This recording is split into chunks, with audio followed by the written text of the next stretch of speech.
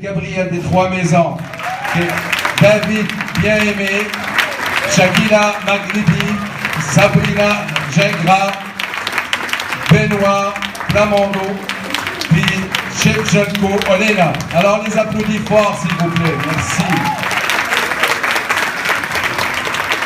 Alors, c'est des gens qui vont faire un témoignage, qui vont vous parler, mais je vais laisser tout de suite la parole à Gabriel. Bonjour tout le monde, comment ça va? Ça va bien? Cool. Moi aussi, ça va super bien. C'est vraiment particulier pour moi de revenir ici, parce que peut-être que je sais pas si vous le savez, mais moi j'étais ici il y a 1 an. J'étais à votre place. Je suis revenue à l'école à 31 ans. Dans ma vie, j'ai fait des disques dans ma jeunesse. Vous le savez peut-être, j'en ai fait 3. J'ai fait des comédies musicales aussi. Allô? C'était tellement fun parce que là, je revois des visages que je connais. Puis, allô, ça va? Ah oui, good, t'es encore là, super.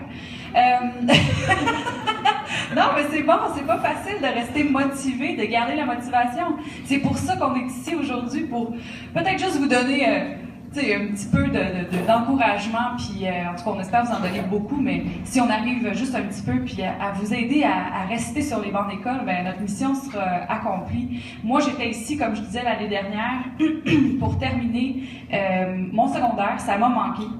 Oui, ça va manquer. Certaines personnes pensent que parce qu'on a fait des disques et qu'on a fait des spectacles, j'ai voyagé, je suis allée loin, je suis allée jusqu'à Kaboul en Afghanistan pour chanter, je suis allée à Paris, j'ai chanté plein de fois là-bas, à Vancouver, plein d'endroits, mais moi, ça me manquait le diplôme d'études secondaires. Je sais que ça peut sembler un peu spécial, on se dit que ma réussite, peut-être qu'elle était là aussi parce que j'ai eu un trophée du Gala de la disque comme révélation de l'année. Tout ça, c'est des super beaux accomplissements pour moi, mais je me dis en même temps que le diplôme d'études secondaires, pour moi, c'est un trophée hyper important.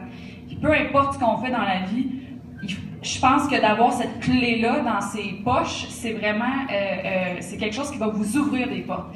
Mais j'imagine que vous le savez. Hein? Si vous êtes ici, c'est pourquoi? C'est pour finir votre secondaire, puis pour vous ouvrir des portes dans la vie.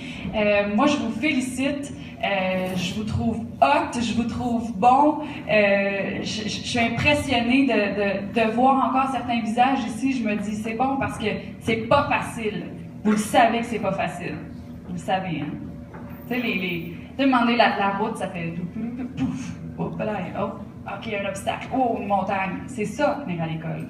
C'est ça. Puis je le sais encore plus parce que maintenant, je suis à l'université depuis l'automne passé. Je suis en année préparatoire à l'Université de Montréal, puis là, j'ai fait une demande pour un baccalauréat pour l'automne qui s'en vient. Donc, c'est pas facile. Ce que je vous dis aujourd'hui, je me le dis à moi aussi, parce que j'en ai, moi aussi, des petites montagnes, puis des trous dans la route, puis tout ça. Parce que ce qu'on va faire aujourd'hui, dans le fond, c'est juste de vous parler un peu de nous, puis de notre parcours, pour peut-être vous inspirer un petit peu, juste à continuer. Puis si jamais vous avez des questions, vous avez des commentaires à faire, levez votre main, c'est vraiment une discussion ouverte. Pour tout le monde, OK? C'est nous qui avons le micro, mais je peux très bien aller vous voir aussi puis vous faire parler. C'est bon? Super. Merci d'être là, en tout cas. Ça va assez vite. On a jusqu'à 12h30. Je vais essayer de faire parler tout le monde le plus possible. D'abord, David. David a fait Vol 920, c'est ça? Oui. OK, vous le connaissez? Ouais, bon, OK.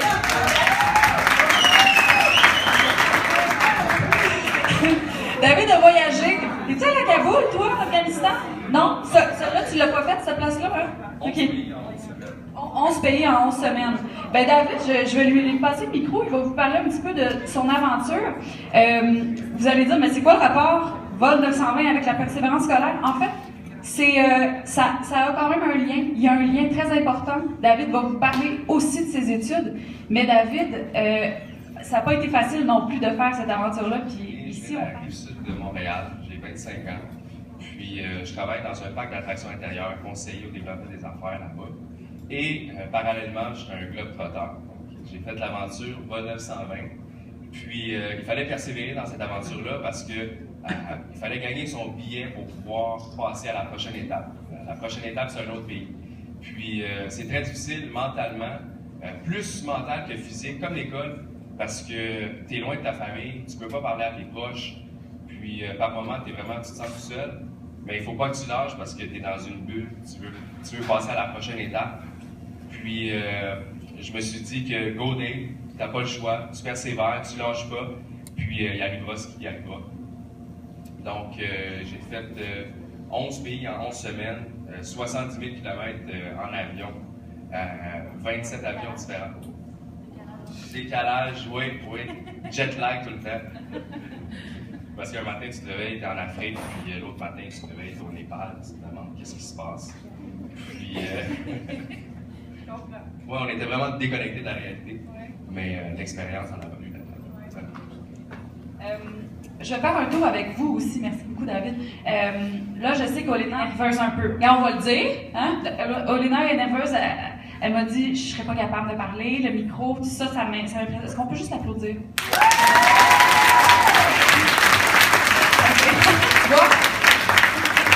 Puis je lui ai dit à Olena, tu sais quoi? J'ai dit, il y a bien des gens ici dans la salle qui n'avaient pas le courage de venir ici en avant prendre le micro. OK? Fait que, regarde. Si tu bafoues, c'est pas grave, ma belle. J'aimerais ça que tu nous parles un petit peu de toi. Je m'appelle Olena, j'ai 30 ans, j'ai 2 enfants, le fils, le fils.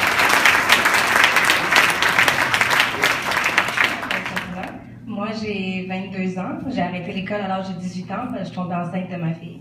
Je suis partie de formation de base, je savais lire et écrire il y a 2 ans. Je suis rendue en secondaire. En tant que professeur, vous devez en avoir souvent des belles histoires à raconter quand même. Vous êtes témoin d'élèves qui arrivent ici parfois un peu chambranlants ou en tout cas avec beaucoup de nervosité. Il y en a, j'imagine, que vous voyez arriver, que malheureusement, vous en voyez aussi partir en cours de route qui termine peut-être pas, je ne le sais pas, mais pour un professeur, qu'est-ce que c'est de voir son élève réussir, en fait? Est-ce que vous pouvez nous parler un petit peu du point de vue d'un professeur par rapport à la persévérance scolaire? Moi, je trouve que vous êtes tous extraordinaires, que vous faites votre travail vraiment.